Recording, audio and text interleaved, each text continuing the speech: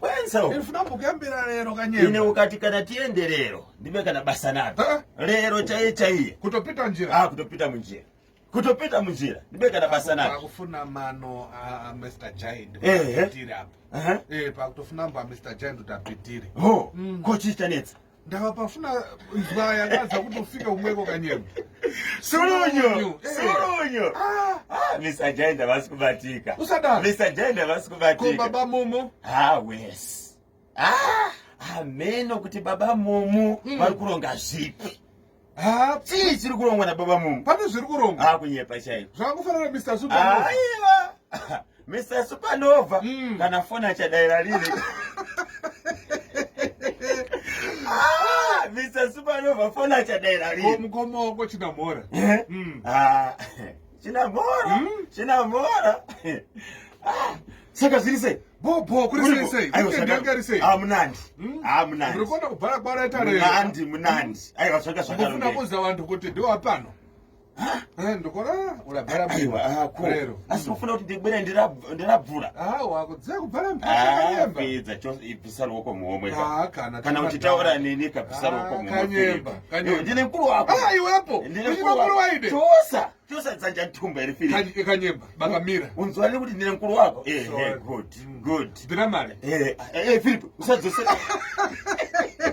vateri fidza ari kutaura nemi akaisara uko muhomwe idzwa kanyemba pane vari kutotiona pafacebook live unokotaura kufidza ndebhosi kana nchikuona kandaikoti amufana wangu auya masawere kubva kanyemba kana kuti haana inini iyo fidzaka nai kanyemba yes fidza yasvika papi njira ire yakwatuko ipone yapo yakuporeka pamazuva apo iri kufamba iri kufamba vavhara right lane vavhura left lane uchibva kuharare wakananga kupi ashibitire kaunti vaponi aiwa unoenda naharare drive uko hakusati kwavhurwa hakusati kwavhurwa kubva pana chechu kusvika pana harare drive havasati vavhura right vavhura left lane vavhara right lane yes asa vari kusota kambani yaka ini ndinoda kuti ndingomhanya kuenda kunoona ndodaro kuti apapi ndofunga ndoda vachazotanga kana basa iri ratakatarisana naro Sadik Summit nsiku zafendera ati 17 ka ndo panenge pachitambiziwa kaZimbabwe right saka ndabva kuti ati 26 kwaGreek show 26 to 31 saka tichipedza Sadik Summit takuenda Zimbabwe agriculture show apo kapo tinenge tiripo apo kona lapo asi ndine chichemo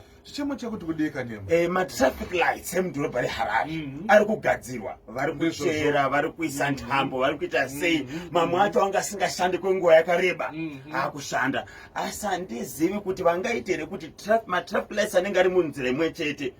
ashandirane pamwe chete iro rikaita green iro roita green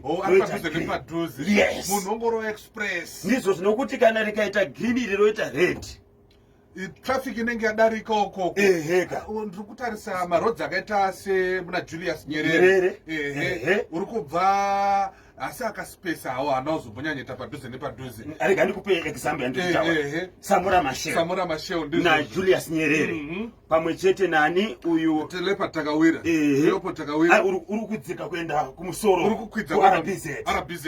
uri tikatangire pana Roton Row road inoenda uku ndi Roton Row kawo uri kubva kuwadzana good right uri kupinda mutauni ubva wati pana Chinhoi ubva wabva ipapo takawira ubva pana Julius uri kuenda pana aka karodhi kakoaka pareserve bank obva ipapo ubva waenda pana Semunioma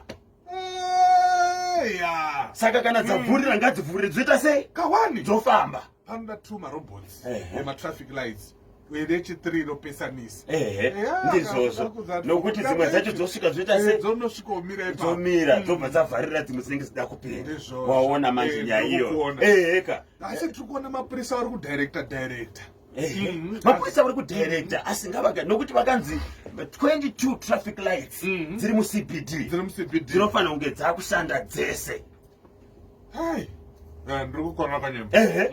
Saka ngavete pane word inofana kushandiswa apa. Synchronizing matraffic lights to synchronize kuti menyanga yachifamba iri munjira ndizvozvo netime imwe chete ndofanira ukatoda ndikatsvaga pesa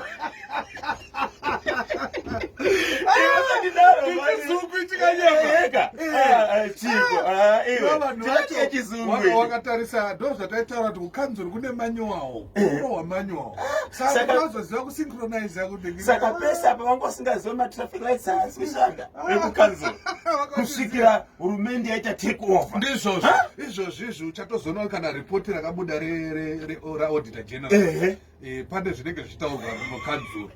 unotozviona ipapa ripoti yakabuda yaauditor general uchazaona dzvako kanyemba vantu akumangiwa pana chinango chirabura ichi chakuti tari chakufuna kugadziriwa kwachiyani pagasi mbalomu nakumabhuku tafara ndakuuza kanzuri kanzuri rapaso mashereni nekunja kwadzikoko kuti vagadziriwa mari yekuzvekwenyika igasi inonzi chigasi raida kugadzirwa biogasi biogasi mumbaro munokupi nekutafara mabhuku tafara usadaro pakabuda mosi 500,000 chakuti mari yacho ikatakurirwa mutumba kufuna kudya iye muntu azapaswata nemari akanatoita basa munhu anofanira kupiwa aiwa kaanenge ari madhona kaidhona fund imi maisa proposal dzenyu manyora sekanzuru makati anotoda basa redu rifambe rakadai saka vanobva variliza mafanzi kuti basa but kana akauya kamafanzi anofanira kuchengetwa nechi nekanzuru munhu akapiwa basa oita basa paanopedza oita se saka unotaura kuti zveshuwa mari youya vanhu vaisa muhomwe otadza kugadzirisa Rufaro Stadium Rufaro Stadium futi ko handiti dhane mwesiri ufanira kutamba inotambira murufare handi yakatonzi yakawana ground kuSouth Africa izvi usati wachibata kanyemba saka mari yakabva kupi ndo pandinoti kana mari idzodzo dzakati vanhu vagadziridza saka dzekukanzuru according to report yaauditor general kuti mafanzi anga achimisuse oti kanzuru vanhu vanenge vatarisira kuti kanzuru mugadzire chii nhandare yenyu wakagadzira kapaki wani kapaki wakagadzira manje kapaki kana kafu yauya kanyemba hautarise kapaki vanotarisa munotambirwa munogara vanhu fumbi linsimuka mu ukati unenge wakagara ukati gobora uzone kumabuya kwetso kwachikanga kuchikachikanga so izoti meya mafume haikona kana gadzirisa meya mafume dai zvaibvira maenda kunokumbira kuhurumende rubatsiro rwekuti kana pane mari iri kudiwa gadzirisaiwo Rufaro Stadium kochiko imi matinokomentera muya bora ukuchoka apa kuna Chomfine kanyemba uchingobva imomo chete uchipedza kuita commentary opatwana pankosi fluka wani ewe Rufaro Stadium yogadzirwa kapaki mukati musina ndinobona alright National FM. azodekwa neRufaro